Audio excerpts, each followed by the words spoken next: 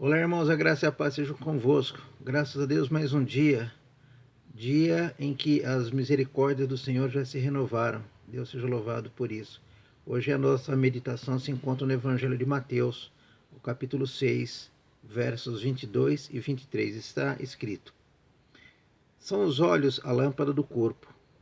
Se os teus olhos forem bons, todo o teu corpo será luminoso. Se, porém, os teus olhos forem maus, todo o teu corpo estará em trevas. Portanto, caso a luz que é em ti sejam trevas, que grandes trevas serão. Luz e trevas.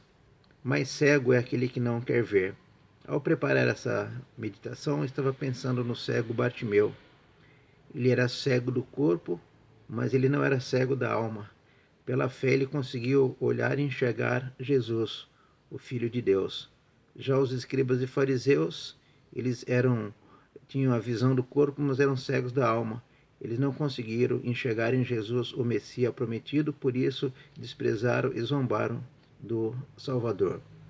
Mais cego é aquele que não quer ver. O texto nos fala de luz e trevas. O Senhor Jesus ele está terminando o Sermão da Montanha. Ele havia tratado acerca de tesouro, tesouro de durabilidade efêmera, aquele tesouro terreno, onde a traça e a ferrugem irão corroer, onde o ladrão irá escavar e roubar. Mas Jesus fala de um tesouro que ele tem durabilidade eterna, e esse ele deve estar guardado no lugar seguro. Esse lugar seguro é o céu. Por isso ele recomenda que nós então acumulemos tesouros no céu. Após ele terminar esse ensino sobre a durabilidade do verdadeiro tesouro, ele passa para uma outra sessão. Ele vai falar do contraste entre o cego e aquele que vê, entre luz e trevas. Se os olhos forem bons, todo o corpo será luminoso. Se, porém, os olhos forem maus, todo o corpo estará em trevas. Assim como o rosto é o espelho da alma, os olhos são a lâmpada do corpo. Nós precisamos da visão para tudo nessa vida.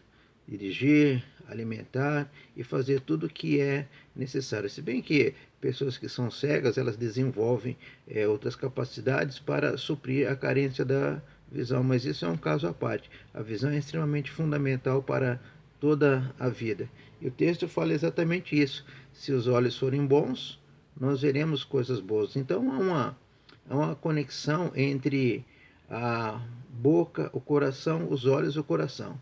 Assim como a boca fala o que está cheio o coração, os olhos também eles vão ver daquilo que está cheio o coração. Há uma proporcionalidade. Um coração bom procurará ver coisas boas, mas porém um coração má, então atentará para aquelas coisas que são reprováveis e são desprezíveis. Por isso o texto ele diz: se os teus olhos forem maus, todo o teu corpo estará em trevas. Veja que Jesus ele faz uma recomendação na carta do Apocalipse, no capítulo 3, verso 18. Havia um grupo de irmãos de Laodiceia, e eles tinham uma visão equivocada da vida. Eles se julgavam espiritualmente sadios, não precisavam de nada, eles eram autônomos, e nessa soberba de uma espiritualidade equivocada, eles diziam: nós não precisamos de nada. E Jesus então diz para ele: vocês não sabem a condição espiritual de vocês, vocês são pobres, miseráveis, cegos e nu. E aí ele faz uma recomendação no verso 18 do capítulo 3. Ele diz o seguinte: aconselho que te de mim compres ouro refinado pelo fogo para te enriqueceres, com vestiduras brancas para te vestires, a fim de que não seja manifesta a tua nudez, e colírio para ungir-lhes os olhos, a fim de que vejas.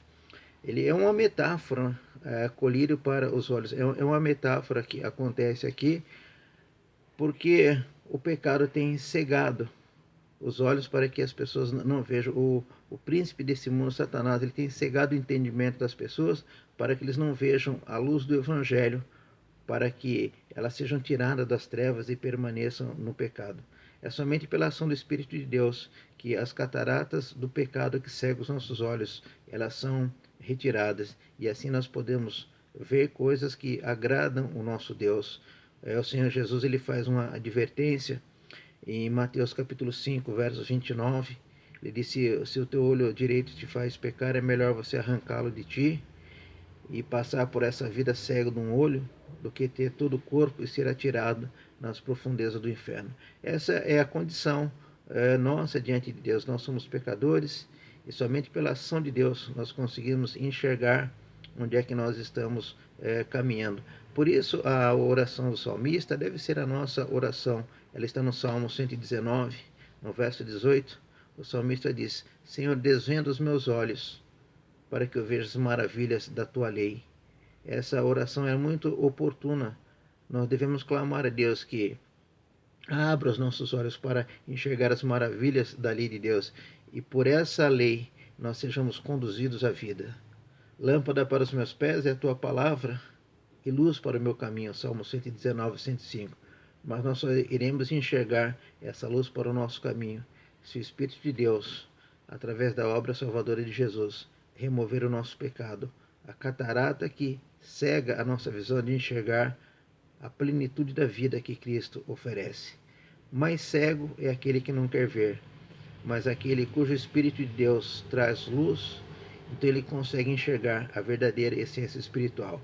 Assim como a boa visão ela é fundamental para a vida terrena, a boa visão espiritual ela é fundamental para enxergar a vida eterna. Que Deus possa nos abençoar, que estejamos sob a luz, porque Deus é luz e Ele ama a luz, mas as trevas elas são reprováveis, disse Jesus em João 8,12. Eu sou a luz do mundo, quem me segue não andará em trevas. Que andemos na luz de Jesus. A Ele, o nosso resgatador e Senhor, toda a glória, hoje e sempre. Amém.